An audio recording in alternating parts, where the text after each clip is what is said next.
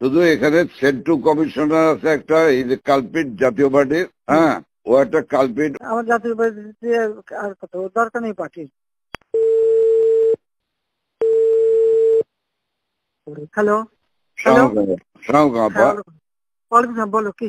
জি আপা, ওই আজকে কি ঢাকায় সব জায়গায় মিছিল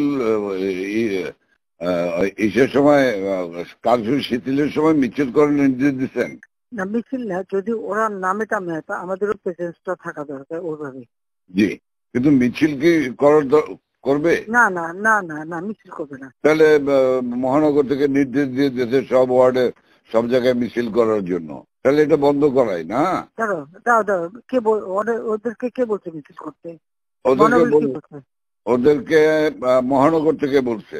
মহানগর কে বলছে? তো মহানগরে কেউ না কেউ বলছে তো।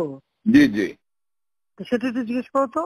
জি, আমি জিজ্ঞাসা করছি, আমাকে মোহাম্মদপুর থেকে ফোন করলো, মোহাম্মদপুর আদাবর থেকে, যে আমাদের মিছিল করা অর্ডার করেছে। উত্তর থেকে কাদের ভোলার কাদের ফোন করছে। ভোলার কাদের তো একটা মিথ্যে কথা, ওর কথা কই না তো, ও খালি। জি আপা, জি আপা, ওটা টানো না, ও সবসময় কিন্তু মিথ্যে কথা কয়। আপা তাহলে আমি একটু খবর নিয়ে আমি মির্জা আজমকে জিজ্ঞাসা করি। হ্যাঁ, মির্জা কে বলছে কি, যদি ইন্টেলিজেন্স বা এদের থেকে বলা হয় কারণ এরা করতে পারে যে আমাদের প্রেজেন্সটা থাকলে তখন ওরা নামতে সাহস পাবে না, এটা সাপোর্ট হবে।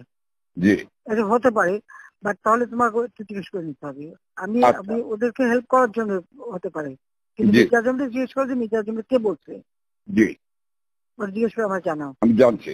আর আপা ওই যে তালিকাটা তৈরি করতে বলছেন, একটা তালিকা তৈরি করছি, তা আমি রেডি হয়ে গেছে, আমি আপনার কাছে আজকে হ্যান্ড ওভার করবো, আপনি পিএমও থেকে ফেরার সময়, বুঝলে? হ্যাঁ ঠিক আছে। আর আপা একটা বিষয় একটু বলি, আমু ভাই 14 দলের মিটিং ডাকছে তার বাসায়, তো আমি যাব, আমাকে যেতে বলছে। যাবা? আচ্ছা, যাও। জি, কারণ সেদিন তো এটা খুব আমাদের ভালো হয়েছে, এদেরকে ইনভলভ করে যে করলাম না, নাহলে তো মানে এটা একটা বিশাল কাজ হয়েছে আপা। এবং তাদেরকে ওই সময়টাই কারফিউর কথা সিদ্ধান্ত নেওয়ায় ব্যাপারটা খুব ওভারঅল হয়ে গেছে, খুব ঐতিহাসিক ভালো কাজ হয়েছে। ওই তাদের গিয়ে একটা মেসেজ দিচ্ছে সবাইকে যে যার যা কিছু আছে সব তো বঙ্গবন্ধুর কথা এখন নকল করে। জি জি, সবাই জি, মানে আন্দোলন চালায় যাও, 2 দিন কন্টিনিউ করতে পারলে আর এই গভর্নমেন্ট থাকবে না। জি, হ্যাঁ, তো এটা সে সবাইকে বলছি। এখন তো তোমার আমি একটা কথা বলি, তোমার এই যে বিহারি, তুমি আমাকে যেটা বলবো সত্যি কথা বলবো। জি, তোমার ওই মোহাম্মদপুরে যে বিহারি পড়ছিল, ওদের ভূমিকাটা কি? ওদের ভূমিকা ভালো আপা, শুধু এখানে সেন্টু কমিশনার আছে একটা, এই যে কালপিট জাতীয় পার্টির, হ্যাঁ, ও একটা কালপিট, ওর সঙ্গে কয়েকটা ছেলে আছে জাতীয় পার্টির সঙ্গে, ও তো ওই এলাকার কাউন্সিলর, ওর কাছ থেকে বেনিফিট নেয়। এই ছেলে, এই গুটি কয়েক ছেলে, ধরেন 15-20টা ছেলে, তারা সব আমাদের তাহলে ওরা পিক আপ করতে হবে। সেন্টু হলো সমস্ত রুট, মানে রুট অফ অল ইভিলস, তাহলে ওটাকে ধরাবো, ওটাকে ধরবে। আর এছাড়া আমার মোহাম্মদপুরের সব ঠিক আছে, শুধু পল্লবীটা ডিস্টার্ব। আজকে ওরা সব ক্যাম্পে নিয়ে পল্লবী সব নিয়ে মিটিং করতেছে। ওই নাসিম আলীর ছেলে হারুন, ও চলে আসছে রংপুর থেকে, ও চলে আসছে, ও মিটিং করতেছে আজকে, আইসা ও স্টেটমেন্ট করবে একটা। আমি বলছি তোমরা স্টেটমেন্ট করো, ওরা আজকে স্টেটমেন্ট করবে আপা। কিন্তু সেন্টুরে ধরলে তো আবার জাতীয় পার্টি চাপবে।